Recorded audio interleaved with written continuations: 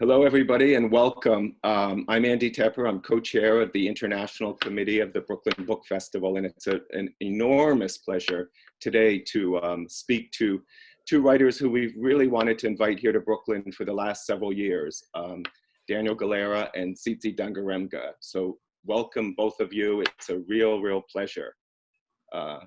Thank you again. Thank you. Happy to be here. Thank you, Anders. Thank you. So I'll give a short bio and then we'll just jump right into it with some questions and followed by short readings. So Tsitsi's debut novel, Nervous Conditions, won the Commonwealth Writers' Prize for Africa in 1989 and has been listed among Africa's 100 best books of the 20th century.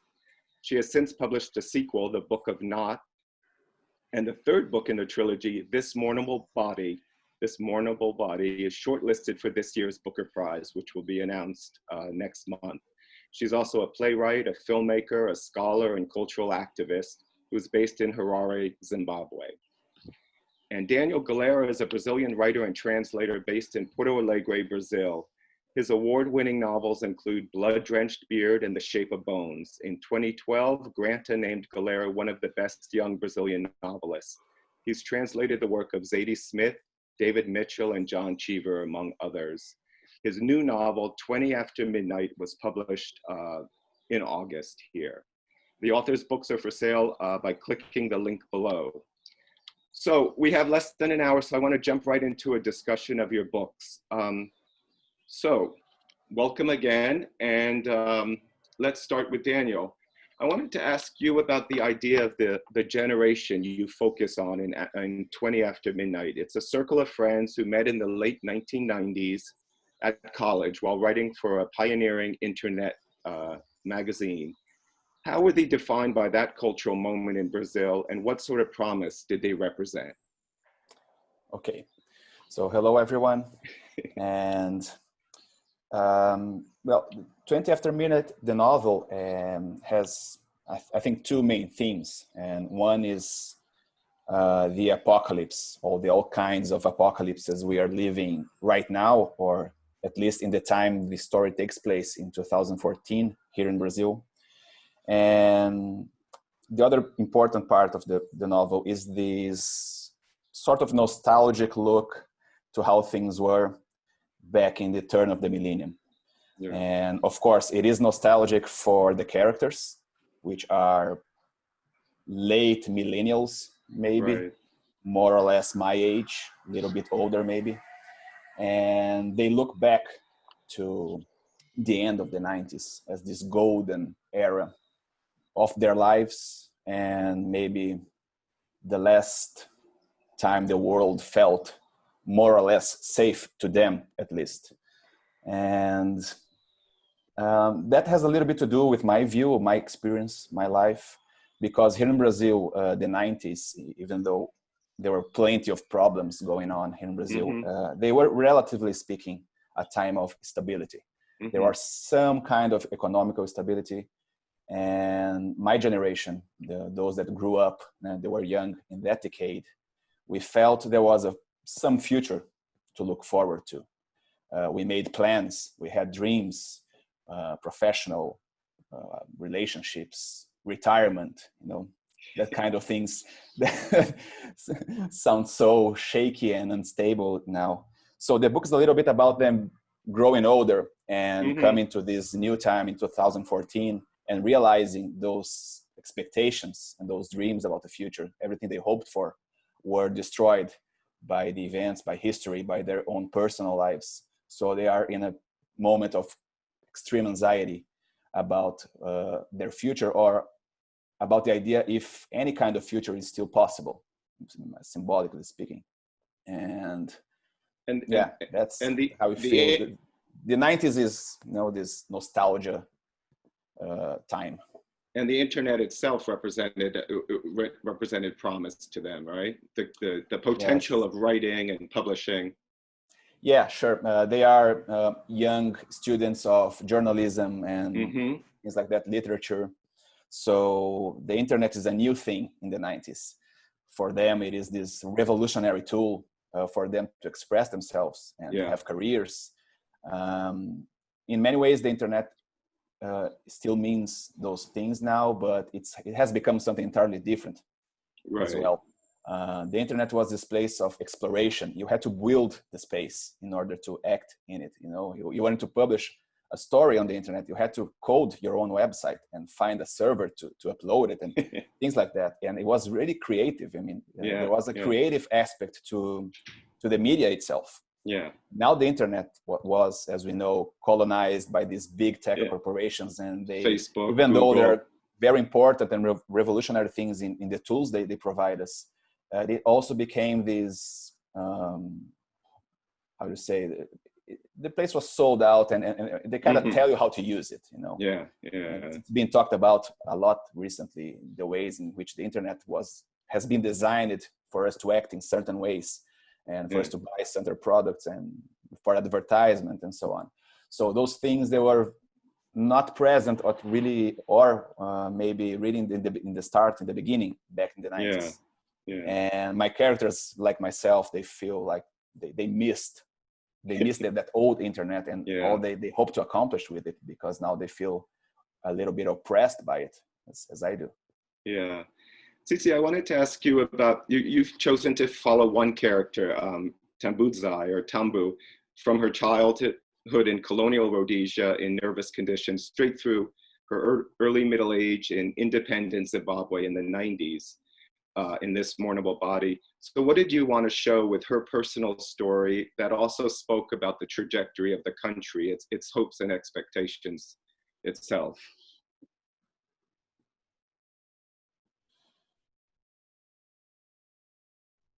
Hello?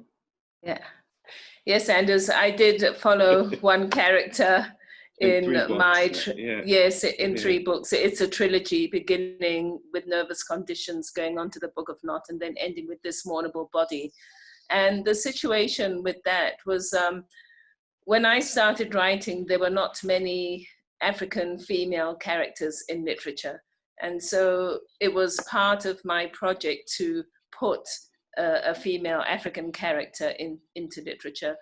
I began writing in the 1980s, which was just after Zimbabwe's independence. And that was a moment that was also full of promise, much like the internet in Daniel's book in the 90s. 1980 was full of promise to Zimbabweans, and I wanted to capitalize on that and to encourage young women to stake their claim in the new independent nation. And by the time I got to the Book of Not, I realized that a lot of the issues that had caused the liberation struggle in Zimbabwe before independence had not really been resolved, and a lot of these revolved around race. So the Book of Not looks at race as an issue following the same character. And then by this Mournable Body, I'm at the end of the 1990s, and this character is completely disillusioned. All the promise of independence has failed to realize its potential for her. She has managed to get an education. She has a university degree, but she's unemployed, and there seems to be absolutely no hope. So the question I do pose is, how can a character like that find some connection to life and to a future? And really the story is about how she comes back to a place where she begins to build these connections again. Daniel, so you were talking a little bit about this sense of dread and doom and gloom in 2015, and it's the year after the World Cup protests and other things. There's been disappointments and failed actions, but tell us about the group of friends, Antero, Emilio, and Aurora, and how do they each kind of find themselves confronting their own shortcomings in middle age, and how you decided to divide the book up into their own sections. Okay. Yeah, so the book has these 3 narrators and in first person. There is a 4th character, the Duke, right? Andrei. He's dead in the first page of the book, so I mean, it's not a spoiler. And he's actually the ringleader that brought them all together. Yeah, he is a main character as well, but we know about his story from the voices of the 3 others. Right. And each of the 3 characters are living through specific personal crises that together, I think, give us a more fuller picture of what the social tensions and fears were dominating life in Brazil, at least middle class life in Brazil at that time. So Aurora, she's a biologist and researcher in university, and she's facing problems with her thesis. She was harassed by a teacher that was giving her, orienting her work. Emiliano, which is a journalist, a little bit older than the other ones, and he's seeing his work is vanishing. He doesn't find work. He's also feeling old. I mean, there's an issue of feeling like life is entering his, this decaying stage for him that really hits him. And Antero he's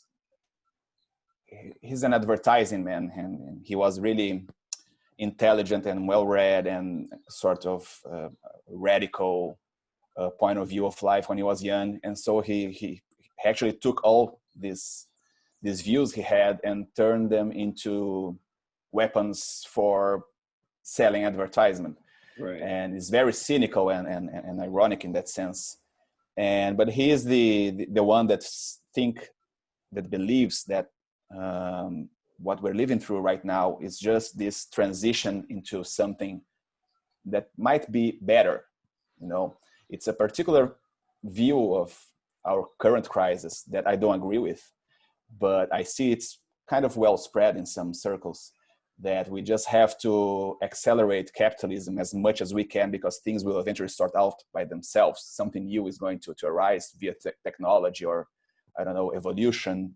And Antero is the character that kind of adheres to that view of life. So I not always agree with them, as you can see. I just try to get several different point of views that would together give us a picture of how the anxiety of living in this new millennium can hit people like them in Brazil. Tsitsi, I wanted to ask you about point of view also, because I'm very intrigued. You use the second person narrator. You address Tambu throughout the book as you. So I was wondering what you wanted to achieve with that, or what it allowed you to suggest. Yes, I did use the second person form of address, and this was because the first two books are in the first person. But when I came to write this Mournable Body, I'm talking about the turn of the millennium, late 1990s, going into the early 2000s. And that was a critical time for Zimbabwe, especially with the land reform, which really was a disruptive moment in our history. And we haven't really come to terms with that. And really the country has been in crisis since then, and deepening crisis at that matter. So this is the moment at which we find Tambudzai. She has her education behind her. She started off as a rural girl in a very poor family and really had the hopes that her education would lead her to a better life, and none of this has materialized. So she's in a very dark place. We find her in a hostel that is meant for younger women, and she's already approaching middle age. And so she's out of place in the hostel as well. And she's asked to leave the hostel. So at the very beginning, we have a woman who is completely displaced, who has no ties. She doesn't have ties to her rural home because in her eyes and in the eyes of society, she's a failure. If you cannot earn a living with a degree, you must be a huge failure. This was the thinking about 20 years ago in Zimbabwe. It has, of course, changed with the economic implosion, but at the time, that's what people felt. And so I began with this character in such a dark place, and I thought, I have to bring people into her world to understand what she's feeling. But if I write that in the first person, it might be too dark for people. And it was also very dark for me to write it well. So I then thought about the third person, and I thought that was much too big a leap from the first person. So it was just almost mathematical. I thought, well, you're left with the second person. Yeah. So I tried it out. And I thought, that could work, because when a person sometimes speaks to someone about something very personal that's happened, you don't want to actually say I, but you do say you. So then I tried it out, experimented with it, and I saw it work perfectly, so I went with it. Was it difficult at first? I mean, had you done it before? I had done it before in very short pieces, like many years ago in my formative years. But I had the story and I had versions written in the first person, and I knew they weren't working. So I wasn't actually creating the world and the plot and the story. I was simply writing what was already there. So it actually was a release, and I was able to write quite quickly once I hit on that. Yeah, and I wanted to ask you, about the title, The Mournable Bodies. I mean, there are freedom fighters, former freedom fighters, who are actually maimed, and their bodies certainly we're mourning over. But it seems like it's all Zimbabweans, I think you've said, that we're mourning for. Yes, indeed. That was the idea I wanted to put across. The title came from Teju Cole's essay, Unmournable Bodies, which he wrote in 2015 after the massacre of Kenyan students in Garissa in Kenya. And that massacre came after the Charlie Hebdo massacres. And there was such an outpouring of grief with respect to the Charlie Hebdo massacres, but very little in comparison for the students who were killed at Garissa. And so Teju Cole was asking about which bodies do we deem worthy of our work of mourning, and which bodies are in fact not worthy in our estimation of that work of mourning. And so this is what I was asking in the book. Tambuzai is definitely an anti-hero. She is somebody that one has to work, or one has to know better in order to like and end up following what she's going through. And so I'm asking the question, is a person who lives in such circumstance, who has had such a life, is this a person we can mourn also? And if we do end up mourning people like this, what does it mean for the way we have constructed the world, which produces so many of these bodies that we are not mourning, but which actually deserve to be mourned as much as any other body? And that question was not only to the outside world, but it was also to Zimbabweans. Do we mourn ourselves? Do we have that great compassion for ourselves that can move us towards dealing with ourselves in better and more humane ways? So that was the idea around the title. Yeah, thank you. I wanted to ask you both about your own generation of writers in your countries more generally. Daniel, so you were named to this Granta's list of best young Brazilian novelists, and you've translated popular British writers like Zadie Smith and David Mitchell. In the novel, in 20 After Midnight, you kind of poke fun at the drowsy literary scene, Brazil's drowsy literary scene. And I wanted to know about your own relationship to the Brazilian literary world as a writer, editor, translator. And is it as drowsy as you say, or is it more vibrant these days? No, it is vibrant. That comment in the book, it's supposed to be a little bit of a joke. Yeah. And no, Andre is a writer. He's a little bit like me, but it's very exaggerated. And that's supposed to be a little bit provocative and funny, because of course, how could I see myself as this character? It's supposed to be evidently something that's supposed to be funny, and so that's why that comment shows up. But when I started writing in the late 90s, I was very young. I started publishing on the internet. I was 18, 19 years old. And we had this very strong sense that the internet would bring some kind of revolution in literature, not only in the way it was published and distributed, but also in terms of language and themes and aesthetic revolution maybe. And that didn't really happen, as we know now. The internet has become this space for discussion and distribution and debate about literature, and also selling literature. It's a marketplace. But in terms of some aesthetical point of view, from expressive means it hasn't really brought anything new to the table. That's how I feel. And also, by the time I wrote a book, I want to comment a little bit about the kind of voices, the kind of writing that really overwhelmingly occupy the literary market in most places in the world, but especially in Brazil. So Andrei, he's very successful as a young writer, but of course he's his own news in a way, as I am a little bit. I'm this. I may be a good writer, but I'm writing from a point of view that's pretty well known.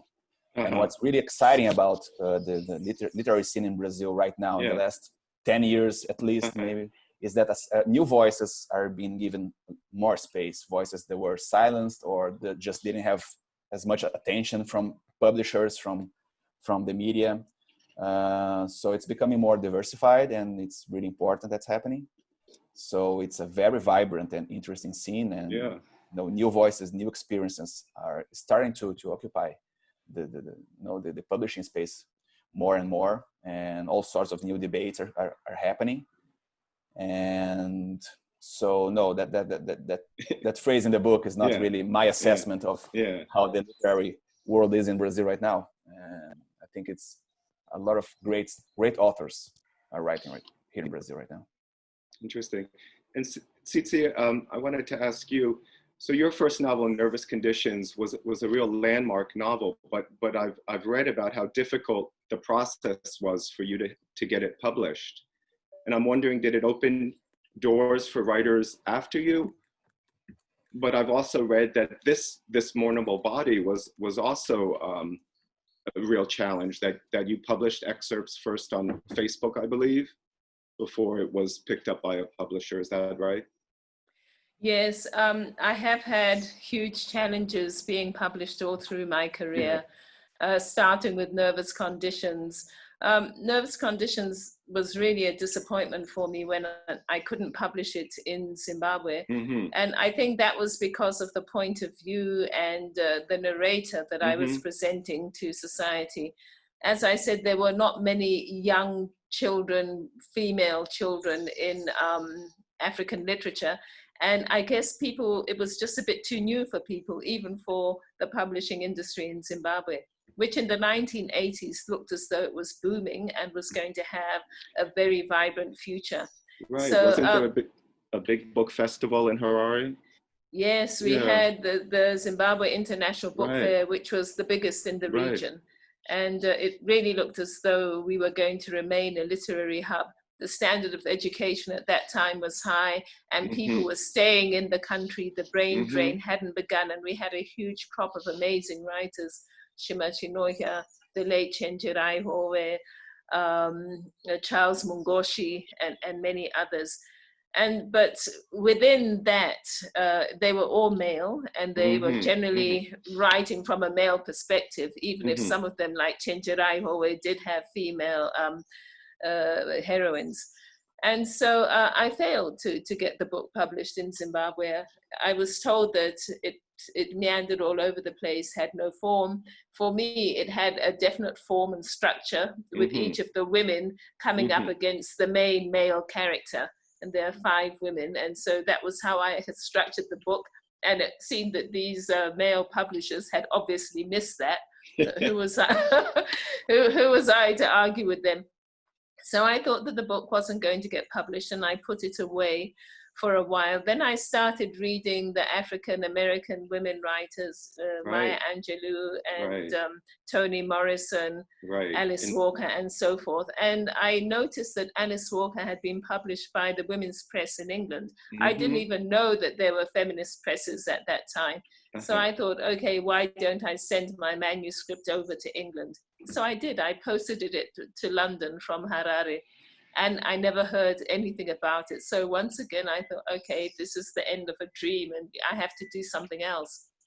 And several years later, about 3 or 4 years later, I went to London to do something else connected to what I was studying at the time. And I had a few moments on my hands, so I went round to the Women's Press. And they told me that if I had posted it and it had arrived, they would have it because they hadn't read it. So somebody went down to the cellar and came up with this envelope that was completely dusty and full of cobwebs. And she said to me, "Is this the envelope you posted to us?" So I said, "Yes." So she said, "Well, good that you came. Since you've made us realize that it's here, we will read it now." And the very next day I got a call. I think that they read it overnight. I got a call saying they wanted to publish it. And so that's how that book was published. However, what had happened is that I had started on a completely different track, which was film. And at the time that Nervous Conditions was published, I was on my way to film school. And that was a bit of a shock, being at film school. First of all, it was in Berlin and I didn't speak German. I had written the entrance exam with a dictionary. You know, German institutions are very accommodating that way.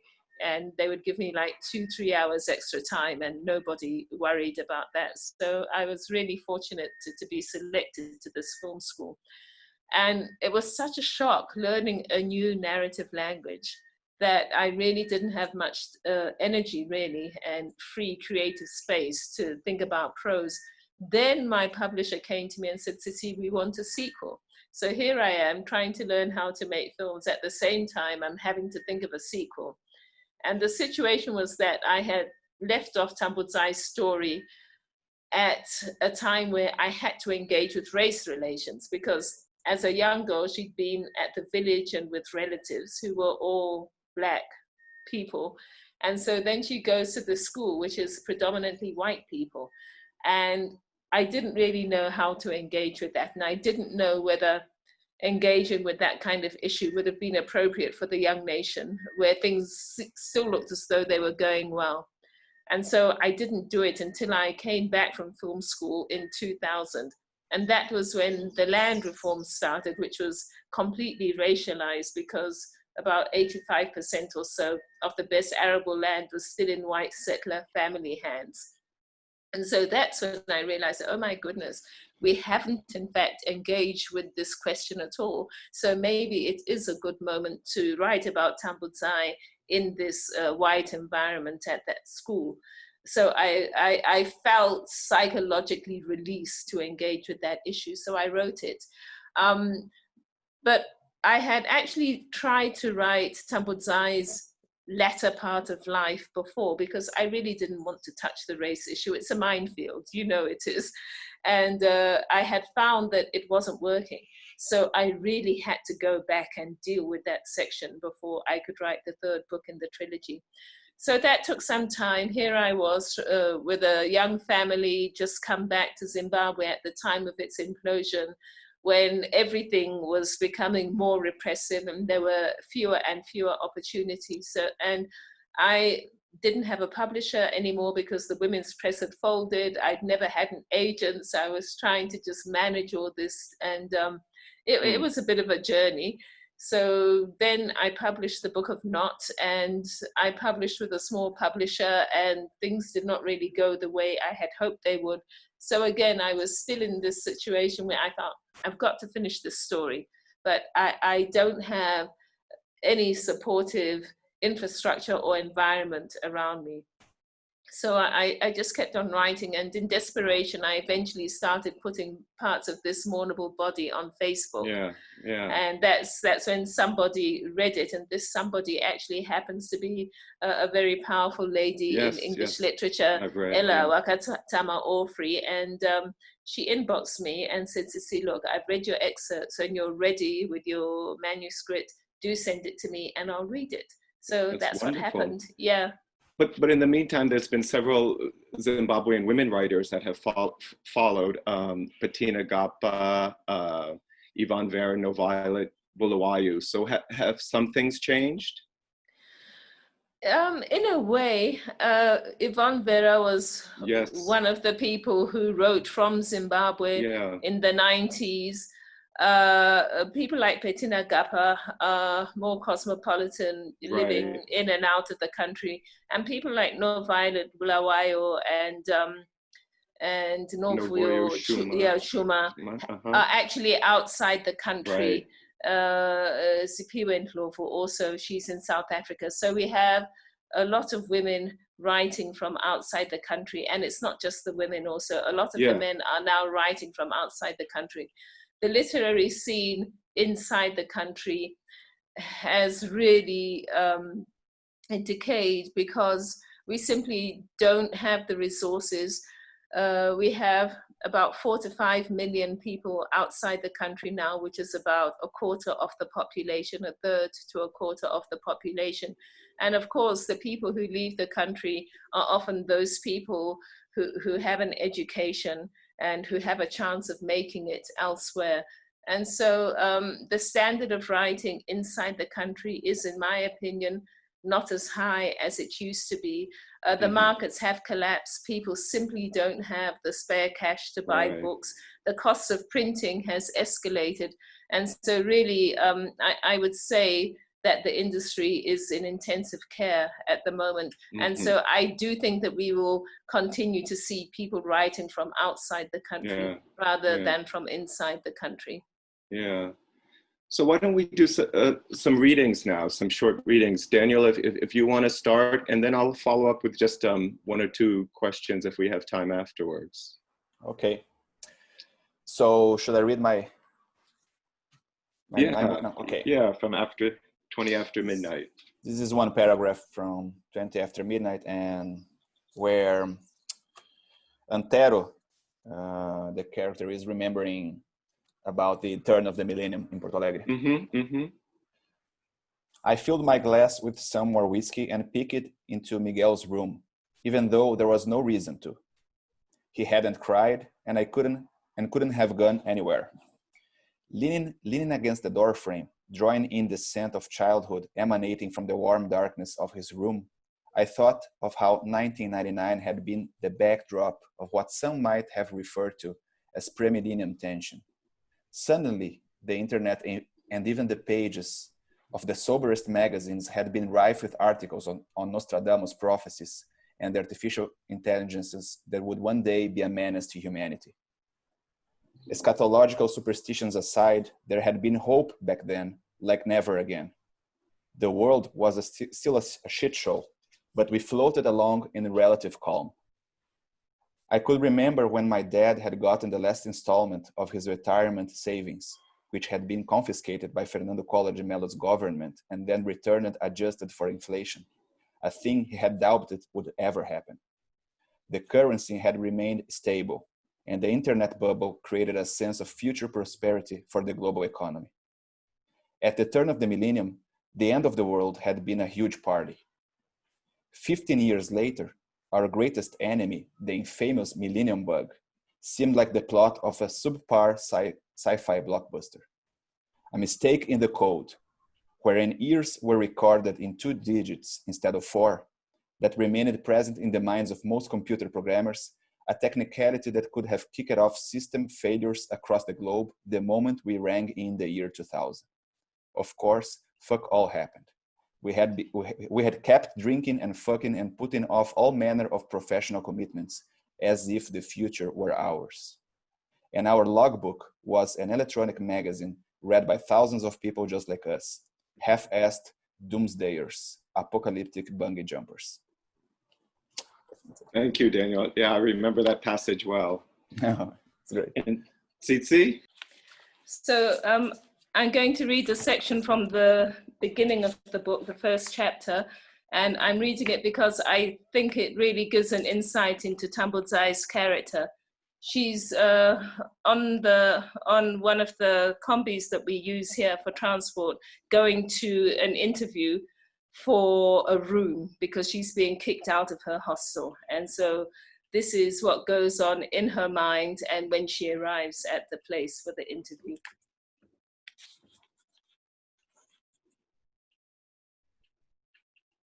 Your hostel mates climb out at Borrowdale shops. You go on to Borrowdale Police and make your way between the BP and Total service stations. By the side of the road, you peel off your lady dyes. You pull out black Bata plimsolls and push the pumps into your bag. You dread the people of the fine suburb seeing you in canvas shoes, especially as you carry a much better pair hidden away. So it is a relief when you arrive at 9 Walsh Road, where Widow Riley lives, without bumping into any acquaintances. You sit down on the drain bridge by the fence to squash your feet back into your pumps. Lips are all you see to begin with, and you are terrified. Swollen feet wedged into your lady dies, you leap up. The lips are arranged in a snarl around yellow teeth. They belong to a small, shaggy-haired terrier. Yow, yow, the dog yelps, outraged at your presence. Who are you? A high-pitched voice trembles through the morning air. Ndiwe ani, the woman repeats.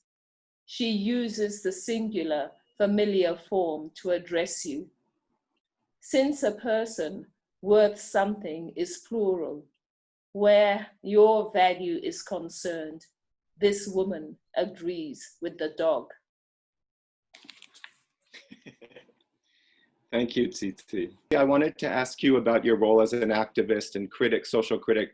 We all know you were involved in protests recently against the government and were arrested and facing trial. I wanted to know how you see your role extending into the public sphere in Zimbabwe, and have you always felt drawn into a public role, or is it something that has grown more and more with time recently? Anders, I never thought that I would have a public role outside what I do as an artist and my products, my creative products.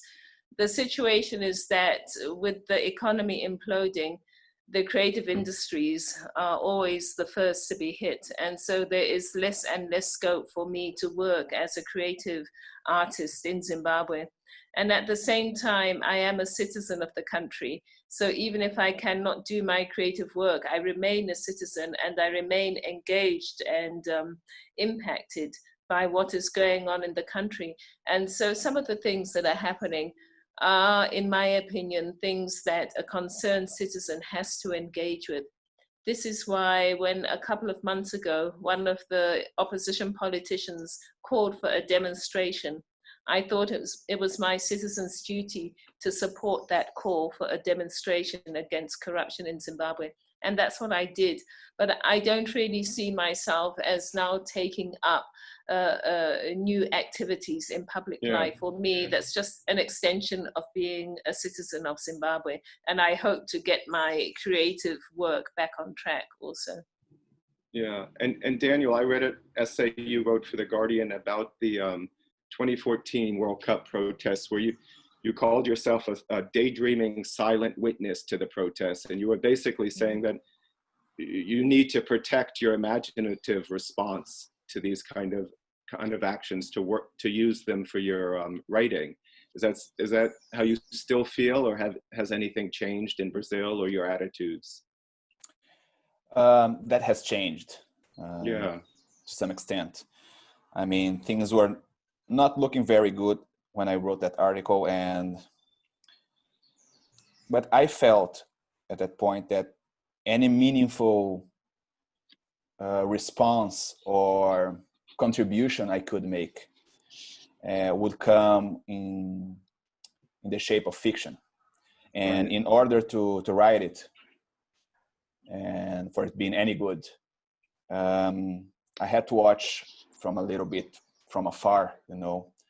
That's how I felt, and I still feel a little bit like that today, but I think the extent and the gravity of our crisis, multiple crises, has only worsened.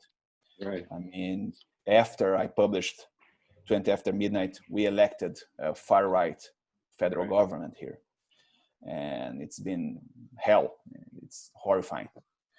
So in a way, I still hope to be able to say something worthwhile about it through the only thing I can really do well, which was creating fiction, creating characters, trying to explore what's specifically powerful about literature when talking about the subjects. I think literature gives us the freedom to talk about these things in a way that is different from the public sphere, because you can simulate point of views ironically, or just try to go into the heart of evil and right from the point of view of one of these persons or institutions that you hate and you think are destroying your world.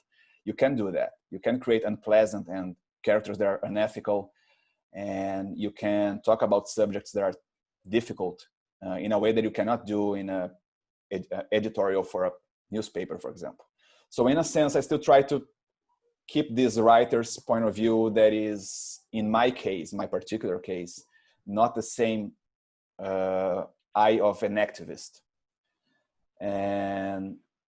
But this is about me, of course. And lately I've been feeling more and more moved to expressing political opinions and just trying to do practical stuff about it. Yeah. It comes to a point, especially since we have now the pandemics and all this crisis. And as Tsitsi was saying, the creative world is the first one to be hit. And it will come to a point where, in order to even be able to write and publish and express myself, it will be required that everyone is an activist too, in some sense. And I am aware of that. So I'm changing in that sense. Yeah. At the same time, I'm still trying to protect this, right. This detached point of view that allows me to keep on writing about it. And I am trying to write a new book in this year, this madness of the year 2020, and it's been requiring me to go sometimes even more inside my own bubble, even though I don't necessarily would like it to be that way. Mm-hmm. But the alternative sometimes is that I can't write at all. Mm-hmm. So yeah, that's how I have to deal with it since forever. But yeah, I think about it every day. It's not easy. I have to articulate, like, every day is something that I have to think about. And I want to do all I can to improve things and just try to correct this path that we seem to have taken as a nation, unfortunately. And it's doesn't seem to be ending well, It's heartbreaking and enraging. But hopefully I can write something that will bring new ideas to the table, will make people feel things that will change their views about the world. These are seems almost utopic to talk like that, but yeah, that's what I have. Well, thank you, Daniel. Thank you both. Thank you, Tsitsi and Daniel. Thank you for your works, and thank you for speaking today. And be safe, be well, and good luck with everything. Tsitsi, especially with you. Hope you're well. And everyone out there, buy the books, click the link, and thank you again, Tsitsi and Daniel. Thank you.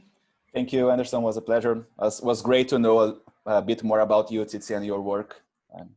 Thank you, Daniel. It was great to listen to you also. I want to read yours too. Yeah, your novel in the second person. I've read a few works that were written in the second person, and it's so difficult to do. It's very tricky. The part you read and just sounds amazing, and I really want to read it now. That's so kind of you. Thank you.